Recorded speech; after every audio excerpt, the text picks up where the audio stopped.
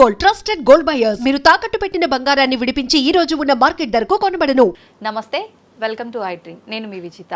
ప్రస్తుతం మనతో పాటు ఉన్నారు ఇస్కాన్ టెంపుల్ నుంచి ప్రణవానంద ప్రభుజీ. వారి ప్రవచనాల రూపంలో, వారి మాటల రూపంలో మనకు ఎన్నెన్నో మంచి విషయాలు ప్రతిసారి తెలియజేస్తూనే ఉంటారు. మనకున్న సందేహాలన్నింటినీ నివృత్తి చేస్తూనే ఉంటారు. అయితే నిజంగా భగవంతుడికి మనందరం కూడా భక్తులమే.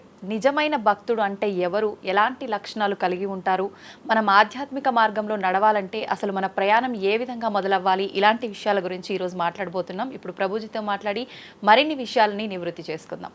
నమస్కారం ప్రభుజీ. నమస్కారం అండి. హరే కృష్ణ ప్రభుజీ. హరే కృష్ణ ప్రభుజీ. నిజంగా భక్తుడు అంటే ఎవరు ప్రభుజీ?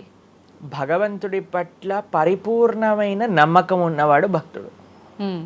సుఖాలు వచ్చినా, దుఃఖాలు వచ్చినా, అవమానాలు వచ్చినా, పొగడతలు వచ్చినా, మన జీవితంలో ఏ సిచ్యువేషన్ వచ్చినా సరే మనం భగవంతుణ్ణి ఆశ్రయించి ఆయన పట్ల నమ్మకం ఉన్నవాడు భక్తుడు. చాలాసార్లు ఏమవుతుందంటే అండి, మనకి మంచి జరుగుతున్నప్పటి వరకు వెరీ గుడ్, మనం చాలా భగవద్భక్తులం అని అంటే, కానీ ఏదన్నా చెడు జరిగిపోయింది ఏమనుకోండి, నాకెందుకు ఇలా జరిగింది, నేను ఇంత మంచివాడిని, ఆయన ఎందుకు అలా చేయలేదు, కాబట్టి ఈయన నాకొద్దు అని అంటారు చాలా మంది. మేము మీరు ఆశ్చర్యపోతారు, అసలు నాకు నా భక్తి జీవితంలో చాలా ఇన్స్పిరేషన్గా అనిపించింది. నేను ఇప్పుడు మనకి తెలుసు పాలస్తీన్ ఇంకా ఇజ్రాయెల్లో వార్ జరుగుతుంది, గాజా అనే ప్రదేశంలో. అయితే ఒక ఆవిడ, అసలు చాలా వీడియోస్ చూశాను ఒకదాని తర్వాత ఒకటి, అక్కడ ఉండే వాళ్ళు మొత్తం ఫ్యామిలీ నష్టం అయిపోయినా, పిల్లలు చనిపోయినా, ఏం చేసినా సరే వాళ్ళు ఇలా అంటున్నారనమాట, ఏ అల్లా నువ్వు మాకు ఇది చేసావు కానీ మేము మాత్రం నీకు స్తోత్రం చేస్తాం. దే ఆర్ వాళ్ళ లాంగ్వేజ్లో వాళ్ళు చెప్తున్నారనమాట, నువ్వు ఏం చేసినా సరే మా మంచికే చేస్తావని నాకు తెలుసు, కాబట్టి ఇంకా ఇంకా మేము మిమ్మల్ని పొగుడుతూనే ఉంటాము. ఆ సిచ్యువేషన్లో కూడా అసలు ఆ నమ్మకం ఎలా ఉంది అని నాకు చాలా ఇన్స్పిరేషన్గా అనిపించింది. అరే ఎంత ట్రూ డివోషన్ వాళ్ళకి ఉన్నది, ఒక నమ్మకం వాళ్ళ దేవుడి పట్ల వాళ్ళకు ఉన్నది. కానీ మనం ఎన్నిసార్లు చాలామంది చూస్తుంటాం. మొన్న నాకు ఎవరో వీడియో పంపించారు, అందులో చెప్తారు, ఒక వెంకటేశ్వర స్వామి ఫోటో ఉంటుందన్నమాట, ఒక ఆవిడ చెప్తారు, ఓయ్ నేను చెప్పింది చేస్తావా లేదా, ఇంకో దేవుడిని తీసుకొచ్చి పెట్టేయాలనా అని అంటుందన్నమాట. అయితే నేను చూసి ఆశ్చర్యపోయాను అనమాట, మనకి ఎందుకు ఇలాంటి ఫేత్, ఇలాంటి నమ్మకం ఎందుకు లేదు? ఎప్పుడైతే మనం ఎంతైతే మనకి ఇన్వెస్ట్మెంట్ చేస్తామో అంతే రిటర్న్ వస్తుంది కదండి. అలానే మన నమ్మకం, మాన అపమానాలు, ఇవి సుఖ దుఃఖాలు, ఇవన్నీ ప్రపంచంలో ఒక భాగం అండి. ఇదంతా జీవితంలో ఒక భాగం. అందుకే మన సనాతన సంస్కృతిలో ఎప్పుడు మంచే ఉంటుంది అని చెప్పారు. అందుకే ఈ ఉగాది పచ్చడి, మన నూతన సంవత్సరం ప్రారంభమైనప్పుడు షడ్రుజోపేతం కదండి, చెప్పుకున్నాం. కాబట్టి ప్రతి ఒక్కటి కొద్దిగా అది కావాలి, కొద్దిగా ఇది కావాలి. కానీ మనం ఏం చేస్తామంటే, ఎవరికైతే అచంచల విశ్వాసం ఉంటుందో భగవంతుడి పట్ల, స్వామి నువ్వేం చేసినా నా మంచే చేస్తావు అనేవాడు నిజమైన భక్తుడు. కాబట్టి ఎక్కడి నుంచైనా ఆ విశ్వాసం, ఆ శ్రద్ధ కానీ మనం నేర్చుకోగలిగితే ఇట్ ఈస్ ఎక్స్ట్రీమ్లీ వండర్ఫుల్ అనమాట. ఆ శ్రద్ధ, స్వామి నువ్వు ఏం చేసినా సరే నేను నిన్నే కొలుస్తా, అటువంటి శ్రద్ధ మన దగ్గర ఉండిందండి, మన దగ్గర ఉండింది. మన పూర్వీకులు, రాజులు, మహారాజులు, అసలు మన సంస్కృతి, సిక్కులు ఎవరైతే మనకి వాళ్ళ జీవితాన్ని త్యాగం చేసేసారు వాళ్ళ ధర్మాన్ని కాపాడుకోవడానికి. మనం చూస్తాం. అసలు ఇప్పుడు ఏంటంటే అండి, నాకు అన్నిటికంటే బాధాకరమైన విషయం ఏంటంటే, ఈ ప్రజెంట్ డే యూత్ ఉన్నారు కదా, వాళ్ళకి మన దేశ సంస్కృతి గురించి తెలియదు, మన దేశ హిస్టరీ గురించి తెలియదు, మన కల్చర్ గురించి తెలియదు, మన ఆధ్యాత్మికత గురించి తెలియదు. తెలుసుకోవాలి అనే ప్రయత్నం కూడా చేయట్లేదు. ఎవరు అసలు దేశాన్ని కాపాడాలనుకుంటుంది? అసలు మన పూర్వీకులు మనకి ఎలాంటి సంపత్తిని ఇచ్చారు? ఏవో టీవీలలో వచ్చే చెత్త ప్రోగ్రాములు చూడటము, టైం వేస్ట్ చేసేయటము. ఇప్పుడు మాకు చెప్తున్నారు, ఎవరో బిగ్ బాస్ అనేదో ప్రోగ్రామ్ వస్తుందట. జనాలందరూ అసలు ఏమొస్తుంది చెప్పండి? మన జీవితంలో ఏదైనా మార్పు కలగలిచా? మనకి లేదు. ఎవడో ఒకటి చోట వాడు డబ్బులు సంపాదించుకుంటూ వాడు చేసే చెత్త పనులన్నీ మనం చూస్తూ ఉంటే, మనం వింటూ ఉంటే, దాని తర్వాత చూస్తే పర్వాలేదు, ఆ వ్యక్తుల పట్ల అపరిమితమైన ప్రేమను పెంచుకొని, ఒకళ్ళు నాకు ఈ మధ్య ఎక్స్ప్లెయిన్ చేస్తున్నారనమాట, ఒక్కొక్కళ్ళకి ఆర్మీ అని తయారైపోయి వేరే వాళ్ళని దూషించటం, వేరే వాళ్ళని తిట్టడం. ఈ సమాజం ఇలా ఉంటే నీకు ఒక బిగ్ బాస్ అనే ఒక టైం వేస్టర్ని కావాలి, అది అయిపోగానే ఐపీఎల్ అనే ఒక టైం వేస్టర్, దాని తర్వాత నెట్ఫ్లిక్స్, అమెజాన్ ప్రైమ్, ఇవన్నీ ఎప్పుడు ఉన్నాయి. మనకి నిజంగా మేము కొన్నిసార్లు యూత్ని కలిసినప్పుడు అడుగుతామండి, అరే మన దేశ రాజకీయాల గురించి తెలుసా అని అంటే, తెలుసండి. ఎవరి దగ్గర నుంచి తెలుసుకున్నావు అని అంటే ఒక యూట్యూబర్ పేరు చెప్తాడు. ఆ యూట్యూబర్ ఏమో ఎక్కడో వేరే దేశంలో కూర్చొని మన సంస్కృతిని మన రాజకీయాల్ని ఎలా ఒక వేరే దిశగా నడిపించాలో నడిపిస్తుంటారు. వాడివన్నీ వింటూ వీళ్ళు ప్రభావితం అయిపోతారు అనమాట. కానీ ఏంటి అసలు మన సంస్కృతి అంటే ఏంటి, మన ధర్మం అంటే ఏంటి, అసలు కొద్దిసం భగవంతుడు చాలా దూరం అనుకోండి, కనీసంలో కనీసం మన భారతీయత అంటే ఏంటో కూడా తెలియదండి అసలు ఇలాంటి పిల్లలకి. ఈ మధ్యలో పిల్లల్ని మర్చిపోకండి. పేరెంట్స్ ఎంతమంది దృష్టి చూపిస్తున్నారు చెప్పండి? చాలా తక్కువ మంది ప్రభుజీ. ఎప్పుడు చూడు ఏ సినిమాకి వెళ్దామా, ఏ సీరియల్ చూద్దామా, ఏ రియాలిటీ షో చూద్దామా, ఏ మూవీ సిరీస్ వెబ్ సిరీస్ కొత్తగా రిలీజ్ అయిందా, ఏ ఇన్స్టాగ్రామ్లో వీడియోస్ చూద్దామా, ఇలానే ఉండిపోతే మన దేశం ఎటు వెళ్తుంది, మన రాజ్యం ఎటు వెళ్తుంది, మన సంస్కృతి ఎటు వెళ్తుంది ఒకసారి చెప్పండి. కాబట్టి భక్తి అనేది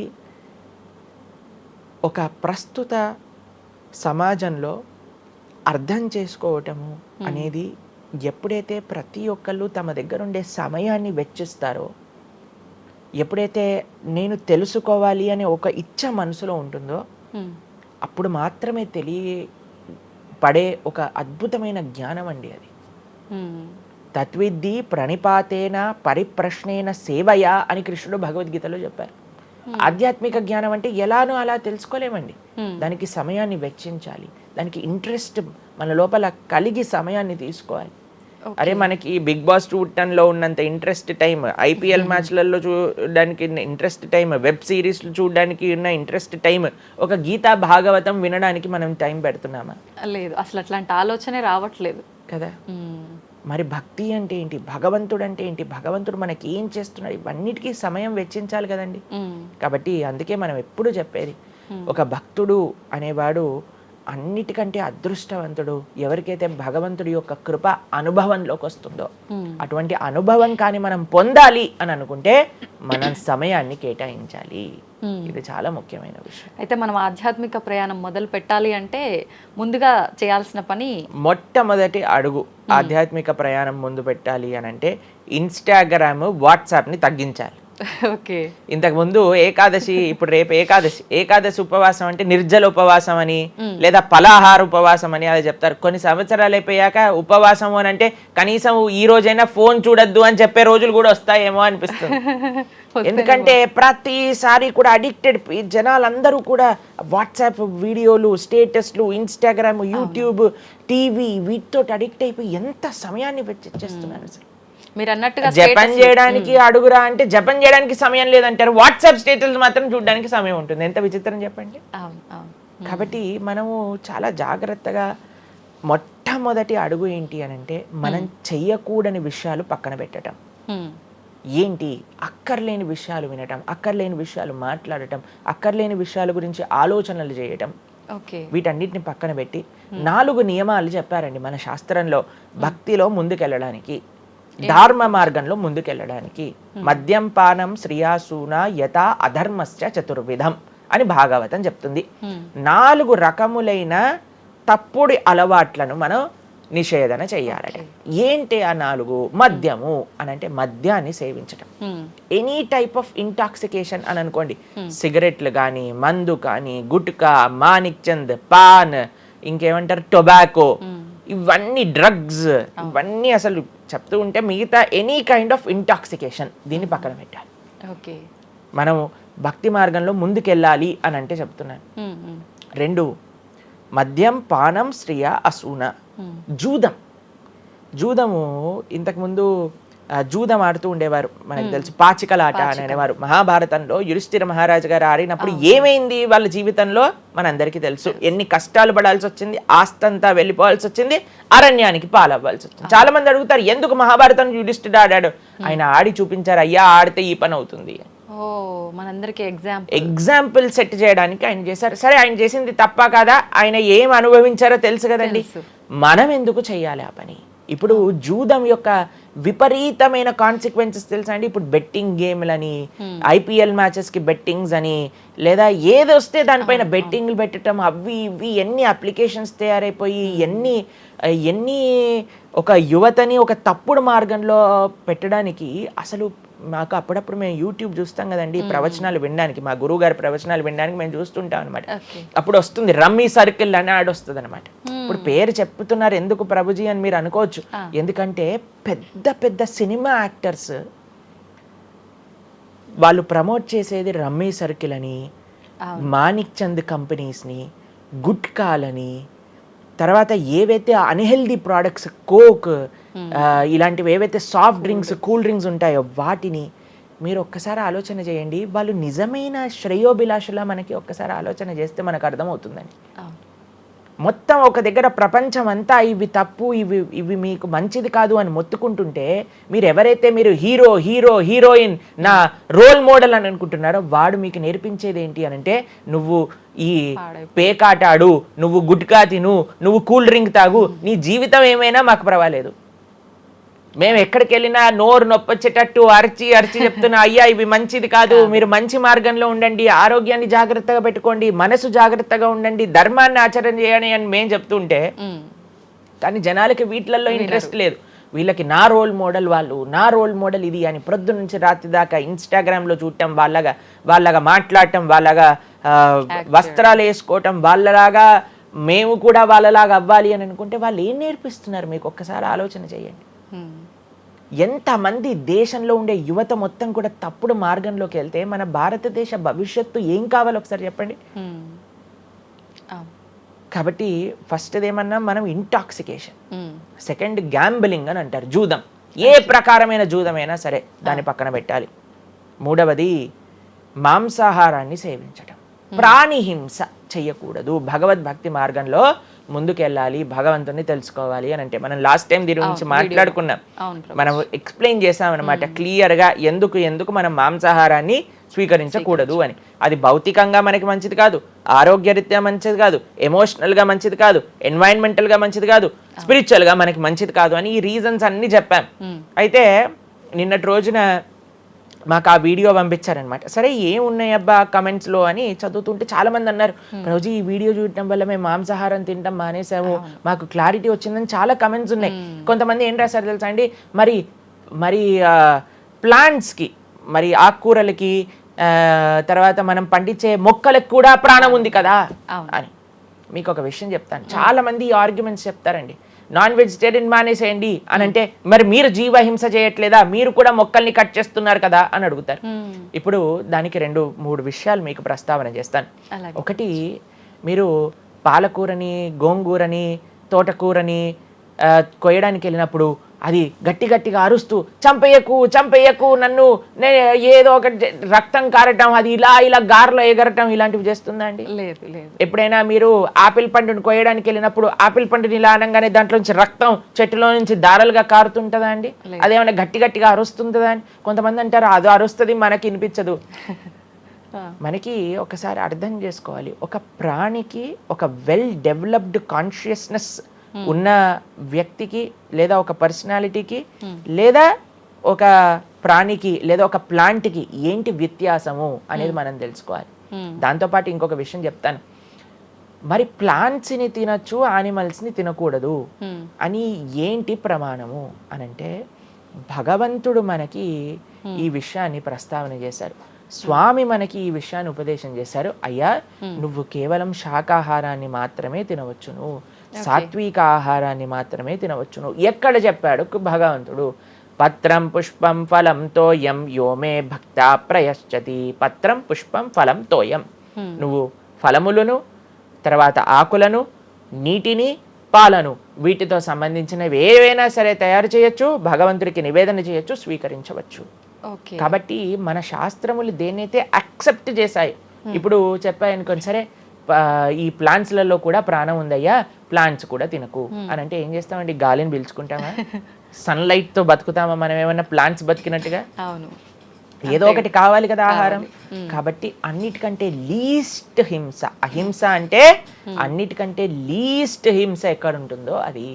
కాబట్టి మనకి శాస్త్రం ఆమోదన చేసింది, నువ్వు ఈ ఏవైతే హర్బివోరస్ అని అంటారు చూడండి, ఏవైతే పశుపక్షాదులు కాకుండా ఏవైతే మొక్కలు ఉంటాయో, ఏవైతే ధాన్యం ఉంటుందో, ఏదైతే ఫలములు ఉంటుందో దాన్ని స్వీకరించు అని.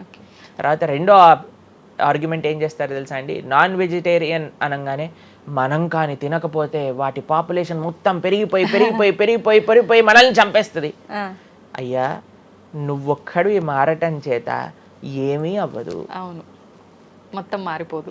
ప్రపంచం ఎలా వెళ్తుందో కొంతమంది మూర్ఖులు ఉంటారు, ఎంత చెప్పినా మారని వాళ్ళు వాళ్ళ పని చేసుకొని ఇవ్వండి. అంతే. భగవంతుడు బ్యాలెన్స్ ని తయారు చేశారండి. ఆ భగవంతుడు ఆ బ్యాలెన్స్ ని క్రియేట్ చేస్తారు. నువ్వు ఆ ధర్మాన్ని ఆచరించకుండా ఉండు. కాబట్టి 3 చూసాం. ఏంటి? మద్యం, పానం, స్త్రియ, సూన. ఒకటి intoxication, gambling, meet eating. Last Prabhuji ఒక చిన్న డౌట్. ఇప్పుడు మాంసాహారం తినొద్దు, మన శాస్త్రంలో ఎక్కడ తినమని చెప్పలేదు అని అన్నారు కదా, మరి గ్రామ దేవతలకి కోళ్ళు, మేకలు ఇలాంటివన్నీ బలిస్తుంటారు కదా, మరి అది ఎక్కడ ఉంది అసలు? మీరు అమ్మవారిని జగన్మాత అని పిలుస్తారు తెలుసా? మీరు ఎప్పుడైనా అంటారా? అమ్మ అంటారు, అంతేనా? ఒక తల్లికి, ఒక తల్లితనంలో మీరు కూడా మదర్ కదండి, మీ పిల్లలకి ఏదైనా ఒక చిన్న బాధ కలిగితే మీరు ఓర్చుకోగలుగుతారా చెప్పండి? లేదు. అస్సలంటే అసలు అలాంటి ప్రస్తావనే తేయకూడదు ప్రభుజీ అని అంటారు. అవును, అంతేనా కదా? మరి జగన్మాత అని మనం అంటున్నప్పుడు ఆ జగత్తుకి తల్లి, జగత్తు మొత్తం అని అంటే ఆ పక్షి, ఆ ప్రాణి కూడా అదే జగత్తులో పుట్టిందే కదా, అంటే ఆ ప్రాణికి కూడా ఆవిడే కదా తల్లి.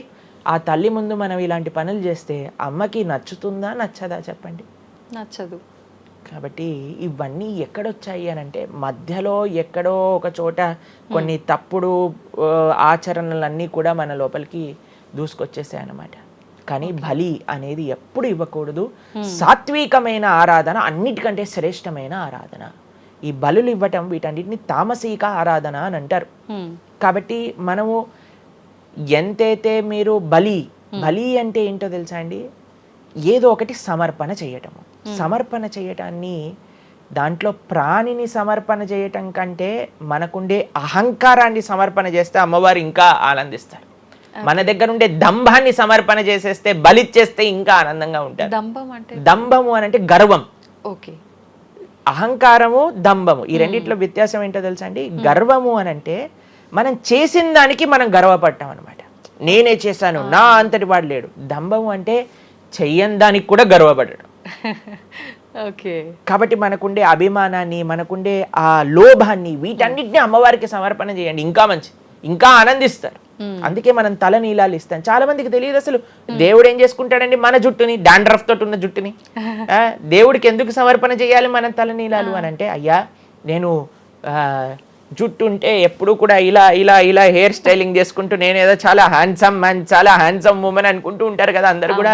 అయ్యా నా యొక్క ఆ సెల్ఫ్ కాన్షియస్నెస్ ని సమర్పణ చేస్తున్నా నీ దగ్గర. మనం గుడికి వెళ్ళి కొబ్బరికాయ కొడతాం. కొబ్బరికాయ ఎందుకు కొడతామండి? మనం కూడా అలాంటి హార్టెడ్ వ్యక్తులం అనమాట. మనకు కూడా ఆ గర్వంతో మనం కూడా అంత పైనుండే షెల్ ఉంటుంది కదా, ఎంత హార్డ్గా ఉంటుంది. కానీ ఎప్పుడైతే అది పలగొట్టేస్తామో అప్పుడు లోపల మంచి తీయటి నీరు మనకి దొరుకుతుంది. కొబ్బరి ఎంత స్వీట్గా ఉంటుంది, అది మనకు కలుగుతుంది.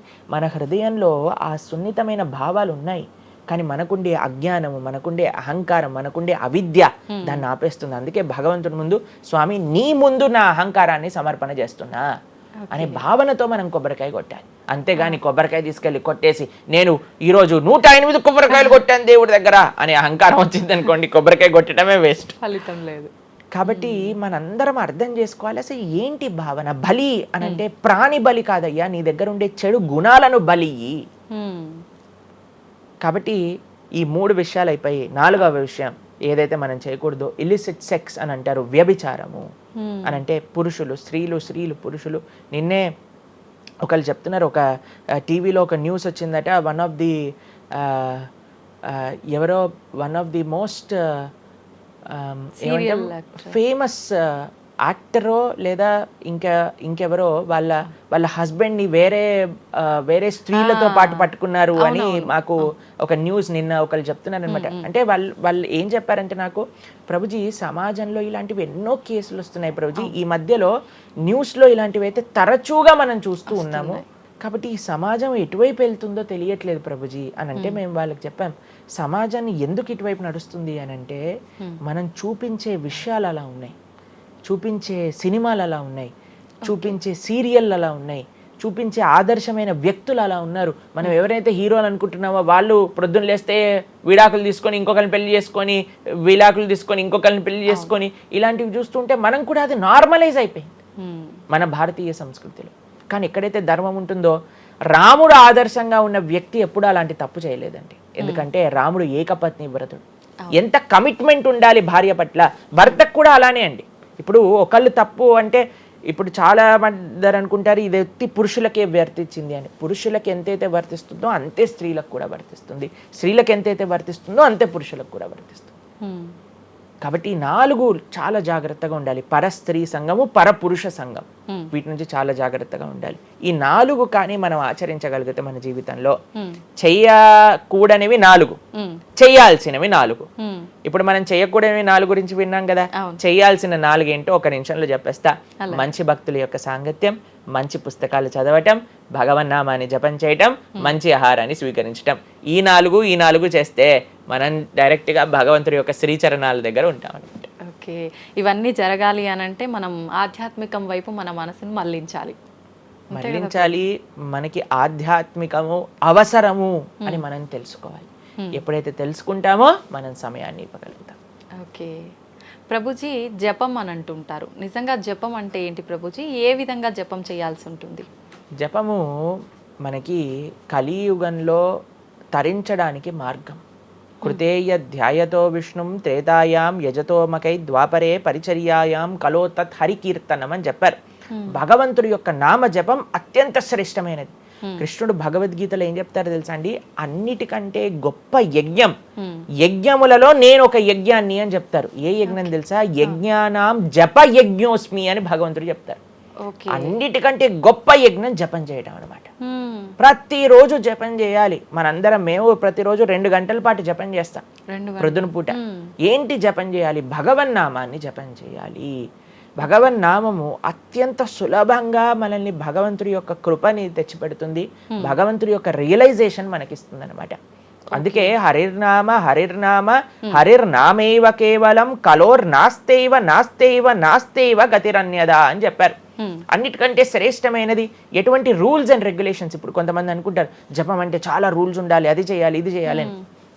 ఏం లేదు, చక్కగా శుచిగా ఉండండి, శుభ్రంగా ఉండండి, భగవంతుడి ముందు దీపం పెట్టండి, కూర్చోండి, ఒక జపమాల పట్టుకోండి. హరే కృష్ణ కృష్ణ కృష్ణ హరే హరే, హరే రామ రామ రామ హరే హరే. సింపుల్ మంత్రం, ఎవరైనా చేయొచ్చు, ఎటువంటి కాంప్లికేషన్స్ లేదు. ఏ స్థితిలో ఏ అవస్థలో ఉన్న వాళ్ళైనా సరే చక్కగా జపం చేయొచ్చు. ఎటువంటి నియమాలు లేదు. ఎప్పుడైనా సరే చక్కగా భగవన్ నామానికి నియమం లేదు, మంత్రాలకి నియమాలు ఉన్నాయి, కానీ ఇది భగవన్ నామం. ఇటువంటి నామాన్ని కానీ మనం హరినామం అని అంటారు దీన్ని. ఈ హరినామాన్ని కానీ చక్కగా జపం చేయగలిగితే మనకి బ్రహ్మాండమైన ఫలితాలు, ఆ భగవంతుడి యొక్క కృప మనం ఎక్స్పీరియన్స్ చేయగలుగుతాం మన జీవితంలో. ఇప్పుడు మీరు చూడండి, నోట్లు ఎప్పుడైనా మనం లెక్క పెట్టామనుకోండి, ఎలా లెక్క పెడతారు తెలుసా? ఇలా 1 2 3 4 5 6 7 8 9 10 అని లెక్క పెడతారు, అంతేనా? ఏదైతే నోట్లు లెక్క పెట్టేటప్పుడు ఎప్పుడు మనం బయటికి లెక్క పెడతాం, ఎందుకంటే ఇది ఎప్పుడు బయటికి వెళ్ళేదే. కానీ జపం చేసినప్పుడు ఎలా లెక్క పెడతారో తెలుసా అండి? మీరు జపం చేస్తుంటే హరే కృష్ణ కృష్ణ కృష్ణ హరే హరే, హరే రామ రామ రామ హరే హరే అని లోపలికి అంటాం మాలని. నోటిని బయటికి అంటాం, జపాన్ని లోపలికి అంటాం లెక్క పెట్టేటప్పుడు. ఎందుకంటే ఇది ఎప్పుడు మనతో పాటు వచ్చేది ధనం, ఇది వెళ్ళిపోయే ధనం. కాబట్టి శాశ్వతంగా మన లోపలతో వచ్చే ధనం, జన్మాంతరాలకు కూడా మనల్ని ఉద్ధరింపజేసే ధనం ఏదన్నా ఉంటే అది భగవన్నామ జపం. నిజంగా ఎంత మంచి మాట ప్రభుజీ. అసలు ఈ లాజిక్ అర్థమే కాలేదు ఎప్పుడు మాకు. మీరు చెప్పేదాకా ఇంత లాజిక్ ఉంది అని అనిపించలే. చాలా మంచిగా చెప్పాం. ప్రతి ఒక్కళ్ళు చిన్న పిల్లల నుంచి, మా దాంట్లో మా గ్రూప్ లో మీరు చూస్తే చిన్న పిల్లల నుంచి వృద్ధుల వరకు అందరు జపం చేస్తారు. అంతెందుకండి, మీరు చూస్తారు హరే కృష్ణ భక్తులు దేశ విదేశాల నుంచి ఉన్న వాళ్ళందరూ జపమాల పట్టుకొని జపం చేసే వాళ్ళని మనం చూడట్లేదు. కాబట్టి మనకి ఎందుకు జపం రాదు? టైం వస్తుంది, టైం ఉంది. ఎక్కడెక్కడ టైం వేస్ట్ చేస్తున్నామో తెలుసుకుంటే ఎక్కడ దాన్ని యూటిలైజ్ చేయాలో తెలుస్తుంది. సమయంతో పనుందా ప్రభుజీ? ఏ సమయంలో అయినా ఏ సమయంలో అయినా చేసుకోవచ్చు, కానీ ప్రొద్దున పూట చేస్తే అత్యంత శ్రేష్టమైన. ప్రొద్దున పూట మనం త్వరగా లేసి, త్వరగా స్నానం చేసి, త్వరగా జపం చేసుకోగలిగితే ఆ రోజంతా బ్రహ్మాండంగా ఉంటుంది. ధ్యానం కూడా చేస్తుంటారు చాలా మంది. జపానికి ధ్యానానికి వ్యత్యాసం ఏంటి? మనము భగవన్నామ మంత్రాన్ని, నామాన్ని జపం చేస్తూ భగవంతుడి గురించి ధ్యానం చేయాలి.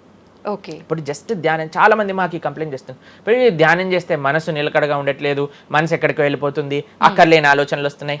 ఇప్పుడు చూడండి, పిల్లవాడు అటు ఇటు ఇటు అటు కదులుతున్నాడు అనుకోండి, ఇంట్లో ఏయ్ అనగానే అయిపోతారు. అలా మన మనసు కూడా అటు ఇటు ఇటు అటు కదులుతూ ఉంటుంది. కానీ ఎప్పుడైతే మనం మంత్రంతో ధ్యానం చేస్తామో అప్పుడు మనసు ఇలా వెళ్ళిపోయింది అనుకోండి పక్కకి, హరే కృష్ణ అనగానే ఆ మనసు వచ్చేస్తుంది, వామ్మో వీడు కాన్షియస్గా ఉండండి నేను అటు ఇటు వెళ్తుంటే. కాబట్టి మనసు కూడా మనం ఆ నామం పట్ల మనం ధ్యానం చేయొచ్చు. ఎప్పుడైతే మనం నామాన్ని మంచిగా జపం చేస్తామో ఆ నామంలోంచే భగవంతుడి యొక్క రూపం, గుణం, లీల అవన్నీ కూడా ప్రకాశితం అవుతాయి. కానీ ఫస్ట్ మనం ధ్యానం నామం పైన పెట్టాలి. మన ఉచ్చారణ కరెక్ట్గా ఉందా, మనం చక్కగా ఆ నామాన్ని వింటున్నామా, దీనిపైన ధ్యాస ఉండాలన్నమాట. నిజంగా చాలా మంది ధ్యానం చేసేటప్పుడు ఆ ఏకాగ్రత అనేది రావట్లేదు, ఎన్నిసార్లు ప్రయత్నించినా అంటుంటారు కదా ప్రభుజీ, ఏం చేయాలంటారు ఆ ఏకాగ్రత రావాలంటే? ప్రాక్టీస్ చేయాలి. అభ్యాసేనతు కౌంతేయ, అభ్యాసం చేయాలి. ఇదేదో చాలా మంది ఏం చేస్తారు తెలుసా అండి, ప్రభుజీ నేను 3 రోజుల నుంచి జపం చేస్తున్నా కానీ నాకు ఆ రుచి కలగట్లేదు. అయ్యా 300 కోట్ల జన్మలు తీసుకున్నాం మనము, ఆ జన్మాంతరాల్లో ఉండే వాసనలు ఉన్నాయి కదా, కొద్దిగైనా మనం సమయం ఇవ్వాలి భగవంతుడి యొక్క నామం. ఇప్పుడు మురికి పట్టిన ఒక క్లాత్ ఉందనుకోండి, ఇంకులో ముంచేసిన క్లాత్ ఉందనుకోండి, దాన్ని ఇచ్చాను అనుకోండి, ఇప్పుడు ఒక్క ఉతుకుల్లో పోతుందా ఇంకంతా? ఒక ఉతుకు తర్వాత ఇంకో ఉతుకు తర్వాత ఇంకో కొద్దిగా వెళ్తూ ఉంటుంది. కొన్నిసార్లు మనకి ఫస్ట్ 3-4 వాషెస్లో తెలియదు అసలు పోయిందా లేదా. పోతుంది కానీ మనకంత ఎవిడెంట్గా కనిపించదు. కానీ 10, 15, 20, 30 సార్లు అయ్యాక తెలుస్తుంది. 100 సార్లు అయ్యాక మళ్ళీ మనకి తెల్లగా ఆ క్లాత్ బయటికి వచ్చేస్తుంది. అలానే మనం కూడా ప్రయత్నం చేస్తూ ఉండాలి. ఎన్ని జన్మలు మనం మాయకి ఇచ్చేసి ఒక జన్మలో 3 రోజులు మనం భగవన్నామాన్ని జపం చేసి ఇప్పుడు నాకేం కలగలేదు అని అంటే ఎలా చెప్పండి? ఆ నిష్ఠ, సిన్సియారిటీ ఇవ్వాలి టైం మనకి. ఎలాగైతే మీరు టైం దీనికి ఇచ్చారో అలానే టైం భగవంతుడు కూడా ఇవ్వాలి. తప్పకుండా ఆ ప్రాసెస్లో తప్పులేదు. మన సిన్సియారిటీ ఎంత సిన్సియర్గా మనం చేస్తే అంత తొందరగా మనకు కృప అనేది లభిస్తుంది. ఓకే ప్రభుజీ, పునర్జన్మలు అని అంటుంటారు, పునర్జన్మలు ఉంటాయా? ఇందాక మీరు చెప్పినట్టు ఎన్నో జన్మల వాసనలు మనకి జన్మలో కూడా అవి ఉంటాయి అని చెప్పన్నారు కదా, ఆ వాసనలకు సంబంధించిన ఆ లైఫ్ని మళ్ళీ ఈ జన్మలో మనం అనుభవిస్తామా? తప్పకుండా.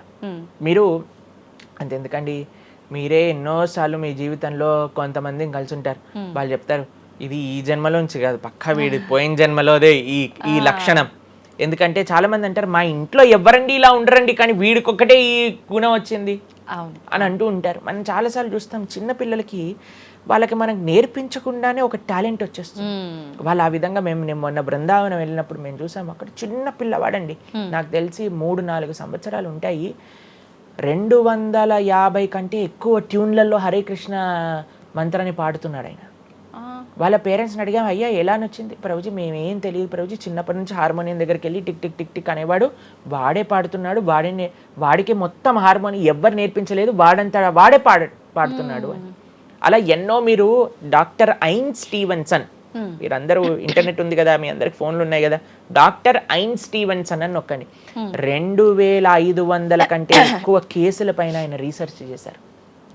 రీఇన్కార్నేషన్, పునర్జన్మ కలిగిన కేసెస్లో అనమాట. కాబట్టి మీరు జస్ట్ రీఇన్కార్నేషన్ కేసెస్ అని మీరు యూట్యూబ్లో టైప్ చేస్తే ఎన్నో వస్తాయి మీకు. కాబట్టి పునర్జన్మ ఉన్నది. పునర్జన్మ సిద్ధాంతాన్ని ప్రస్తావన చేసి వాటిని నమ్మకం ఉన్న వాళ్ళే సనాతన ధర్మానికి సంబంధించిన వాళ్ళు అనమాట. కాబట్టి ఏది కూడా మనకి స్పాంటేనియస్గా రాదు, అంతా కూడా కర్మ, what ever we do that comes around అనమాట. కాబట్టి ఈ పునర్జన్మ సిద్ధాంతం అనేది తప్పకుండా ఉన్నది. పునర్జన్మ ఉంటుంది, జన్మాంతరాల వాసనలు అనేవి ఉంటాయి. ఎప్పుడైతే మనం ఆధ్యాత్మిక సాధన, ఎప్పుడైతే మనం భగవద్భక్తి చేస్తామో ఆ వాసనలన్నీ కూడా తొలగిపోతాయి. మనం చక్కగా మంచి ధార్మికమైన వ్యక్తిలా మనం మళ్ళీ మారచ్చు అనమాట. ప్రభుజీ, పునర్జన్మ ఉంటుంది అని అనుకున్నాం మనం. అయితే పునర్జన్మ అంటే అంతకుముందు జన్మకు సంబంధించిన పాపం పుణ్యం ప్రతి ఒక్క దాని ప్రభావం ఈ జన్మలో ఉంటుందంటారా ప్రభుజీ? తప్పకుండా. చాలా మంది అంటారు ప్రభుజీ వాళ్ళు ఇంత పిచ్చి వాళ్ళు కానీ ఇంత ఆనందం ఎందుకు వస్తుంది అని అంటే, వాళ్ళు గత జన్మలో చేసిన పుణ్యం ఇప్పుడు వాళ్ళకి వస్తుంది, ఈ జన్మలో చేసే పాపం మళ్ళీ వస్తుంది. ఎవరు కూడా ఎస్కేప్ అవ్వలేరండి. ఇప్పుడు మీరు అనుకుంటున్నారు మనం బాధపడుతున్నాం, గత జన్మలో చేసిన పాపాన్ని ఇప్పుడు మనం అనుభవిస్తున్నాం, ఇప్పుడు మేము మంచి వాళ్ళం ప్రభుజీ, మీకు కూడా వస్తుంది ఆ ఛాన్స్. కాబట్టి ఈ కర్మ సిస్టమ్ ఏదైతే భగవంతుడు ఇది చేశారో దాని నుంచి ఎవ్వరు ఎస్కేప్ కాలేరు. ఆయన సిస్టమ్ చాలా పక్క. ఇక్కడ ఉండే మనం అప్పుడప్పుడు ట్రాఫిక్ సిగ్నల్ని దాటేసి ట్రాఫిక్ పోలీస్ నుంచి ఎస్కేప్ అవ్వచ్చు, కానీ భగవంతుడి యొక్క రేడార్ నుంచి ఎస్కేప్ అవ్వలేదన్నమాట. ఎందుకంటే ఆయన హృదయంలో ఉండే కదా అన్ని నోట్ డౌన్ చేసుకునేది. కాబట్టి తప్పకుండా గత జన్మ పుణ్యము గత జన్మ పాప ఫలితాలు ఈ జన్మలో అనుభవించాల్సిందే. చాలా మంది మమ్మల్ని అడుగుతారు, ప్రభుజీ నరకానికి తీసుకెళ్తారు కదా. ఆ నరకానికి తీసుకెళ్తారు, మరి నరకంలోనే అంత అయిపోగొడితే మళ్ళీ ఈ జన్మలో ఇవ్వటం ఎందుకు? ఇన్స్టాల్మెంట్లో వస్తాయి, ఈఎంఐస్ కింద కట్టాల్సి వస్తుంది అనమాట మన ఫలితాన్ని. కొద్దిగా నరకంలో, కొద్దిగా ఈ జన్మలో, మళ్ళీ వచ్చే జన్మలో. ఒకటేసారి ఆ యొక్క ఫలితాన్ని కానీ ఇచ్చేస్తే మనం తట్టుకోలేము. కాబట్టి భగవంతుడి యొక్క కృప నిజంగా చెప్పాలంటే ఇన్స్టాల్మెంట్స్ లో వచ్చేది. ఇప్పుడు చూడండి, ఒకసారి 10 కోట్లు కట్టాలి అంటే అది ఈజీయా, లేదా ఇన్స్టాల్మెంట్ లో కట్టాలంటే ఈజీయా? అందుకే కదండి అందరు ఈఎంఐలు కావాలండి. అలానే పుణ్యము, అలానే పాపం కూడా. కొద్దిగా స్వర్గంలో అనుభవించు, కొద్దిగా ఇప్పుడు అనుభవించు, మళ్ళీ నెక్స్ట్ జన్మలో అనుభవించు. అది తప్పదు, ప్రతి ఒక్కళ్ళు అనుభవించాల్సిందే. లేకపోతే చెప్పండి, అసలు ఈ జన్మలో ఎందుకు కొంతమంది కష్టాలు అనుభవిస్తున్నారు? కొంతమందికి పుట్టుక నుంచే కష్టం వస్తుంది, కొంతమంది కొన్ని డిఫెక్ట్స్ తో పుడతారు. ఎందుకు? If God is equal to everybody, then why did God create different people differently అని అంటే భగవంతుడు తయారు చేయలే, భగవంతుడు ఇనిషియేట్ చేశారు ఆ సిస్టమ్ని. దాంట్లో మనం ఏ విధంగా చేస్తే ఆ కర్మ ద్వారా అలా మనం పుట్టవలసి వస్తుంది.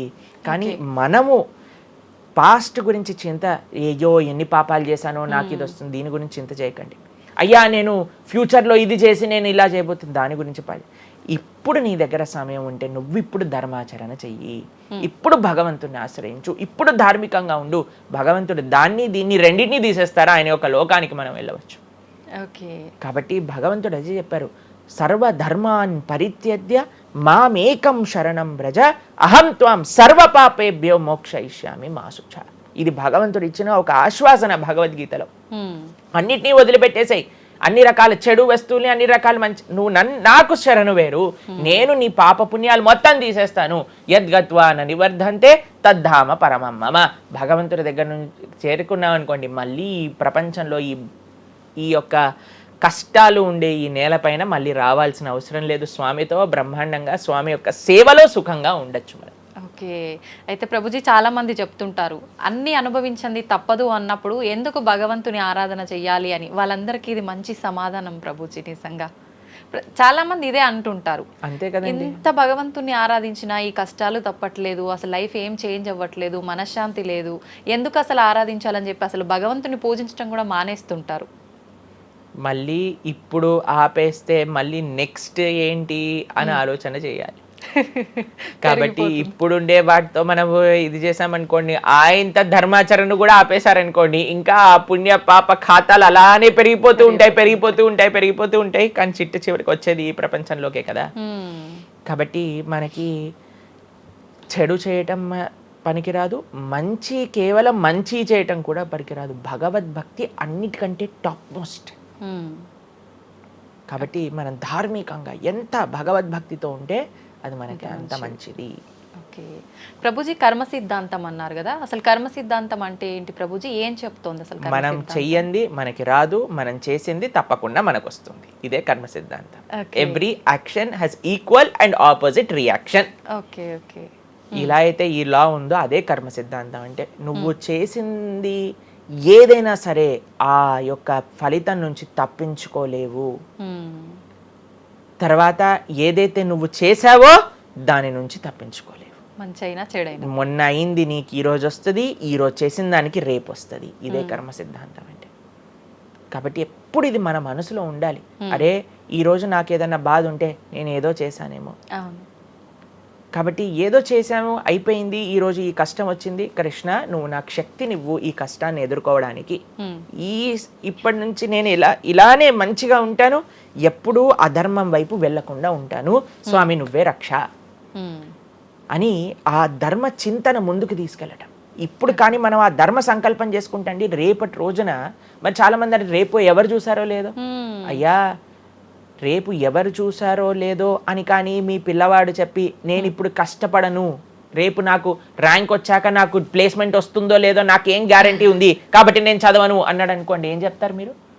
నాన్న నువ్వు ప్లేస్మెంట్ గురించి బాధపడకు, ఫస్ట్ నీ కర్తవ్యం చదవటం నువ్వు చదువు, అంతే. దాని తర్వాత నీకు వస్తుంది, నీ జీవితం సెటిల్ అవుతుంది, అంతే కదండి. అంతే మనం కూడా లేదు రేపు ప్రొద్దున ఎవరు చూశారు స్వర్గాన్ని నరకాన్ని, కాబట్టి నేను ఇప్పుడు ధర్మాచరణ చెయ్యను అని అంటే మీ పిల్లవాళ్ళు కూడా ఎక్కడైతే చదవను అని అంటారో అలానే మనం కూడా తయారవుతాం.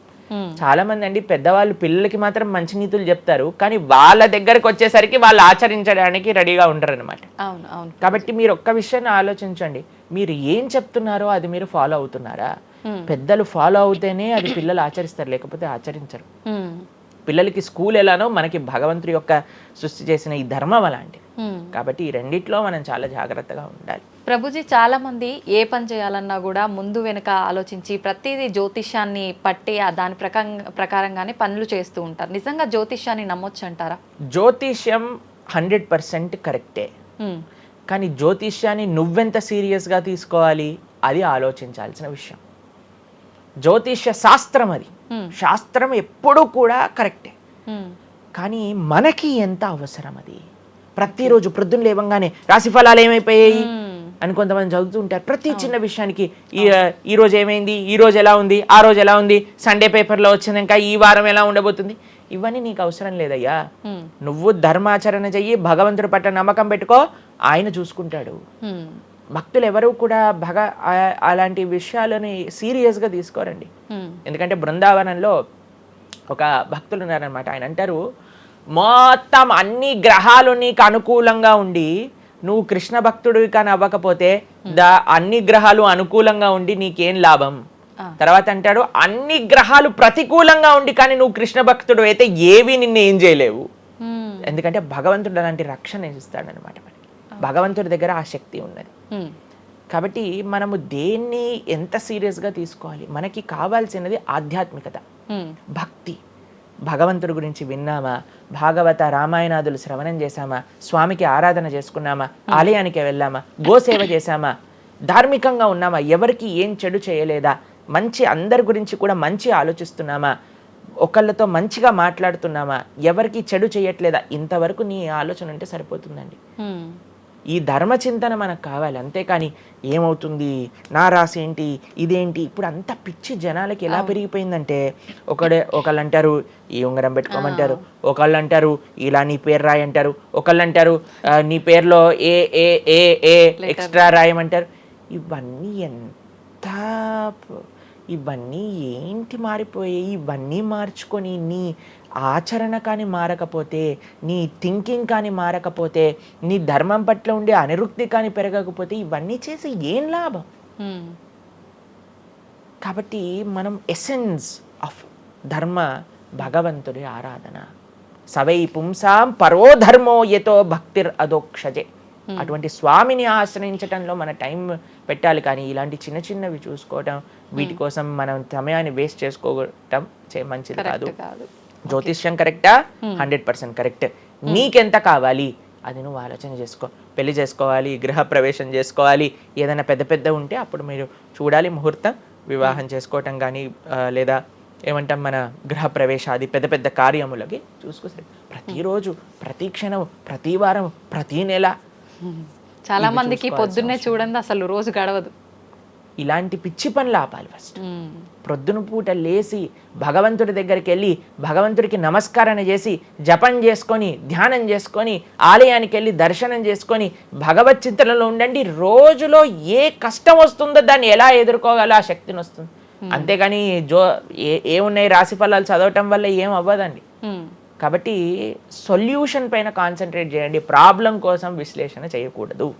ఓకే ప్రభుజీ, చాలామంది ఇంట్లో నెగిటివ్ ఎనర్జీస్ ఉన్నాయి, దయ్యాలు తిరుగుతున్నాయి, లేదంటే ఎవరైనా ఒక పర్సన్కి దయ్యం పట్టింది అని చెప్పి చాలామంది ఎవరు ఇట్లా పంతుళ్ళు అట్లాంటి వాళ్ళ దగ్గరికి, మాంత్రికుల దగ్గరికి తీసుకెళ్ళడము, వాళ్ళు వదిలిస్తారని చెప్పటము, ఆ దయ్యం వీళ్ళని చాలా పీడిస్తుంది అని చెప్పడం, ఇలాంటివి చాలా వింటుంటాము సహజంగా. ఇదంతా నిజమే అంటారా ప్రభుజీ? అసలు దయ్యాలు అనేవి ఉన్నాయంటారా? ఆత్మలు, దయ్యాలు ఇవన్నీ ఉన్నాయండి, అది లేవు అని చెప్పలేము. ఉన్నాయి తప్పకుండా. ఎలా అయితే మీరు నెగిటివ్ ఎనర్జీ అంటారు కదా, నెగిటివ్ ఎనర్జీ ఎక్కడికి వస్తుందో తెలుసా అండి? నెగిటివ్ పీపుల్ దగ్గరకు వస్తుంది. ఎవరైతే ఎమోషనల్గా, ఎవరైతే స్పిరిచువల్గా, ఎవరైతే ఫిజికల్గా వర్నలబుల్గా ఉంటారో వాళ్ళ దగ్గరకు వస్తుంది. ఎవరైతే ఇంట్లో భగవద్ ఆరాధన ఉండదో, పూజ రూమ్లో ఏమీ లేకుండా చాలామంది ఇప్పుడు మాకు చాలా విచిత్రం అనిపిస్తుంది కొన్నిసార్లు.